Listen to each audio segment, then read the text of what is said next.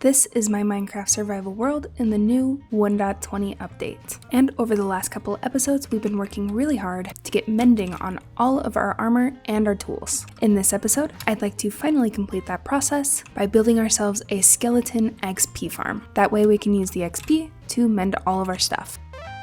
And luckily enough for us, in one of the first episodes, we discovered a skeleton spawner in the desert village, and it should be right down here. And I've already gone ahead and collected all the resources that we're going to need, just because I figured that would be boring for you guys. Definitely was not boring for me though. I'll give you a little bit of a snippet. We totally will come back to that. Yep. Just gonna take our soul sand and head out. No bastions for me. Absolutely not. Instead, we are going to be building our XP farm today. So I think the first thing that I want to do is make a safe pathway for me to get down there. And a safe area for me not to get down there. So something like this should work out pretty good. And now, just like any other spawner, we're just gonna have to start digging our way out so that it's got room for it to spawn. And unfortunately, this is all surrounded by sand, so I hope this isn't too much of a hassle getting the spawner enough room carved out. We just need to make sure that each wall is 4 blocks away from the spawner. Then we can remove these torches, after putting some on the walls, of course, don't want anything to spawn. And then we just need to go 3 more blocks down.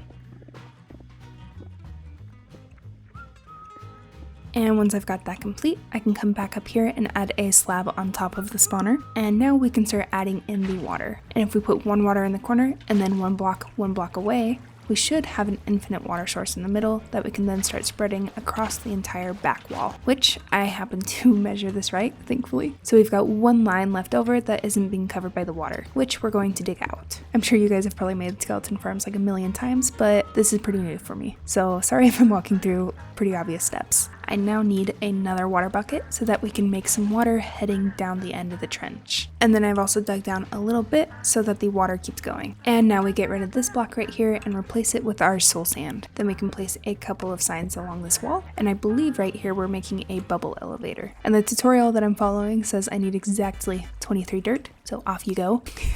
Oh, it came back. Well, that was just sad. And now with our 23 dirt, we're going to keep digging upwards until we've run out of dirt or suffocated to death, either one. And that's going to help us count how far we needed to go up. And this skeleton spawner is actually really close to the surface, so it looks like we're going straight through a villager's house. Oh boy. And all the way up onto the surface, which actually means I'm going to have to make my tunnels by hand rather than just digging through the ground that's supposed to be there. Luckily, I've got tons of materials after we carved out that room, so we should be good to just fill this out. And I may come back another time and make this look just a little bit prettier, but for now I just want a working farm.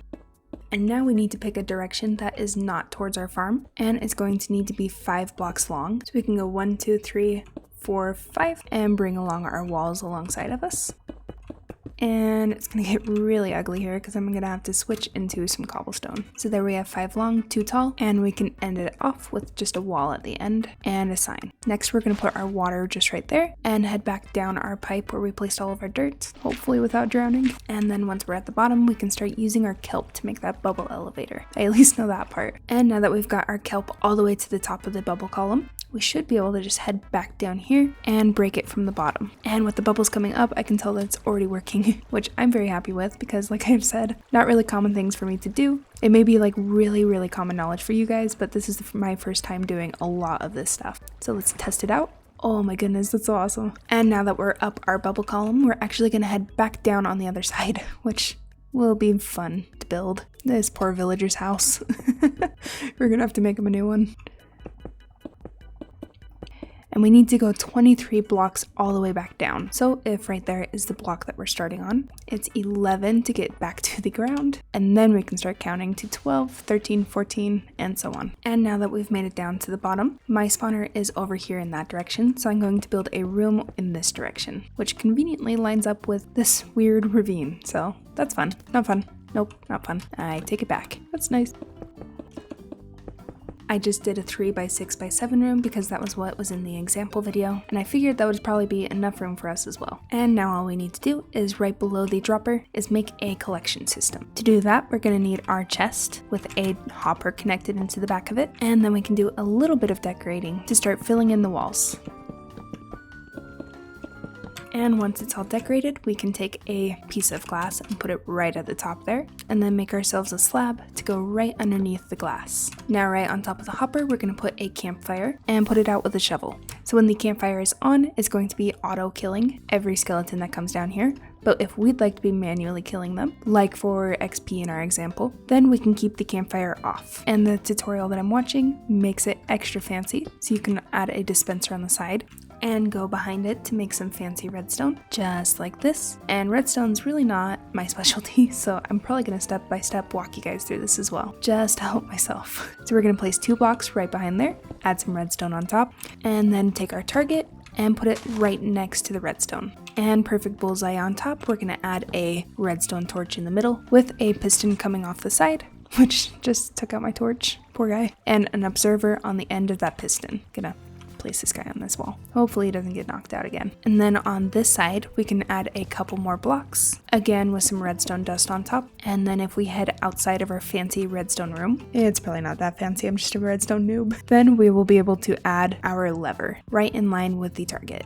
And I'm gonna leave that torch in there so nothing spawns, and we should be good to just close this up. And now I just need to put our flint and steel on the left side and the water bucket on the right. Now anytime that I flick this lever, it will ignite the fire, and if I flick it back up, the water will put the fire out, which is basically just a fancy redstone way of turning the farm from being a XP farm to a bone meal farm. And now if we connect up this room to our main spawner room, then we'll be able to come in here and check on it anytime that we need. And that also means that we can come in here and take out all of our torches so that we can start letting the skeletons spawn, which we're going to have to get out of here pretty quickly and close this up. And now all we have to do is head over here and wait a moment and see if any of our skeletons start spawning. And I've just realized a reason why they're not spawning as well. It's because I left a giant hole in the side. And for easy access, I figure we can add a door. Oh, maybe not so easy. We can add a door right here. That way it's still flush with the wall so they won't get confused or be able to sit on there, but we can get in there. Now I just need to light this place up a little bit. That way nothing spawns.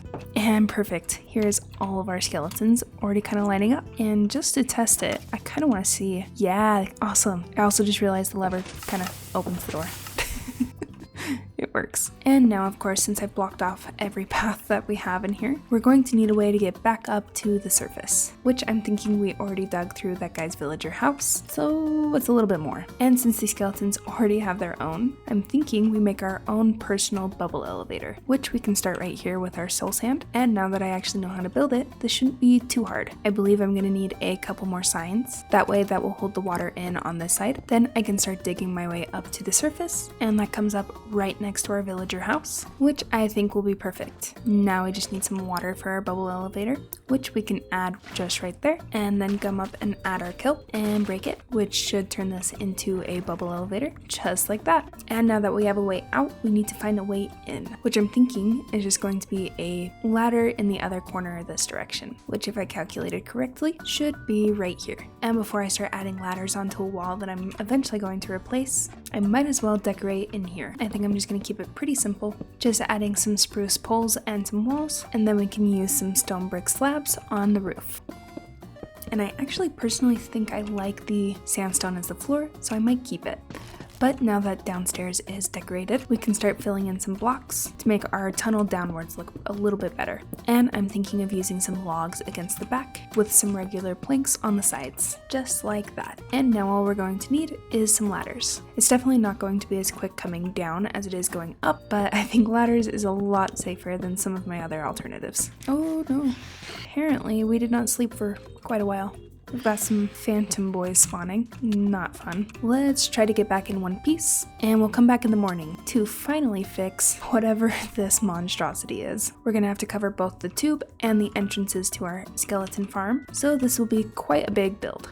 And I think to start, we're just gonna have to take out these villager houses. They'll get a major upgrade for sure, so I don't think they'll be too upset about it. We can use all of these sandstone that we mined up and finally fill in this crater area, because there was quite a few of them wandering around here earlier. And now that we've fixed a little bit of the ravine and removed both of those villager houses, we can replace them with some much better builds. And by builds, I think I'm just gonna do one big building. So just to block out some basic shapes of what I want it to look like, we're gonna have this rectangle right here be the main portion of our building, going up just tall enough to cover up the tubes. And then we're also going to have this portion of the building where we'll have a little bit of a storage system, a bed so that we can sleep when we're away from our base, and of course, an entrance to the farm and an exit. So with that in mind, I think I'm actually going to keep this cobblestone as our base, and then I think I'm just going to come through and put the corners as some spruce logs, and then so it still fits into the desert scene, we can use all of our sandstone that we got before and just kind of start throwing it back into the build. And I actually think I want to start on this main section of the build first. So if we begin by adding our pillars,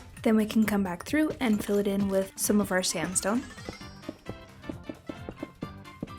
Then we'll be left with something like this, which is pretty tall, so I'm hoping I can counter it by adding another little section right here, using pretty much the exact same principles. Pillars going up, then sandstone in the middle, leaving some areas for the windows, and finally adding a little bit of a slanted roof over the top of this, something just like that. And now the next thing that I need to do is add a roof to that part, and I'm thinking of doing a similar slant, only it's coming towards me, which hopefully won't look too funny. We're just gonna keep going up a slab every layer, try not to fall down the pit, and just to make sure nothing spawns up here, I'll light it all up, which means that the last thing we have to do is close off this area right here with some slabs, which I think looks pretty good. Next we can add in some stairs to outline the windows, and now the last thing that we need to do is fill in the windows, which we've got tons of sand to smelt up, so that should be pretty easy. And while I've been building, I've been pretty much healing all of my pickaxe. Just need a few more of these guys.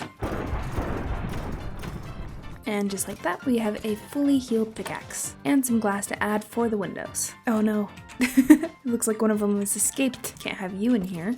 That does give me a good opportunity to show off in here though. I opened it up just a little bit since we had space between the pillars. So now if we ever wanted to do anything, we've got a little bit of room in here and a really cool arch. In the spirit of texture, we might as well come through with all of our cracked sandstone blocks and start making some texture in the walls, just like that. And then the next thing that I want to do is get rid of the sand that's blocking this front entranceway, just like this, leaving us a ton of sand over here if we ever need it in our chest. And with that, I think the farm is complete, and also the build around the farm is complete as well. So just a quick tour, you can head on in here, down the ladder to your left, and if I've got any tool with mending on it, I can go ahead and grab all the XP from these guys. And since I will probably be leaving the farm, I'll probably just flick this lever so that they're all falling into the campfire and just giving me some materials. I also just kind of added a little crafting table and a furnace down here in case I ever wanted to use it. Unfortunately, I did run out of an axe building this place. That is the entire reason why we're building this mending machine, but for now I'll just show you without it. Once again, we've got some redstone back here behind the farm, and if you come down this tunnel, we can go through this door and check out the giant hole that these skeletons are spawning in. And once we're done messing around in here, we've got enough XP for us. We can head up our bubble elevator that we made for ourselves, right back into the main room. And we also had a bonus room that I showed you guys earlier with a really cool arch that I'm still not quite sure what I'm going to do with, but it's pretty cool looking nonetheless. And apart from cool looking, it also completely repaired my tools and my helmet. So now over the next couple episodes, we can start collecting mending on all of our gear and come over here to the farm to repair it all. So that is all that I have for you guys this episode. If you did happen to enjoy, please consider subscribing because I would love to see you in the next video. And speaking of next videos, here's a couple that I think you would enjoy.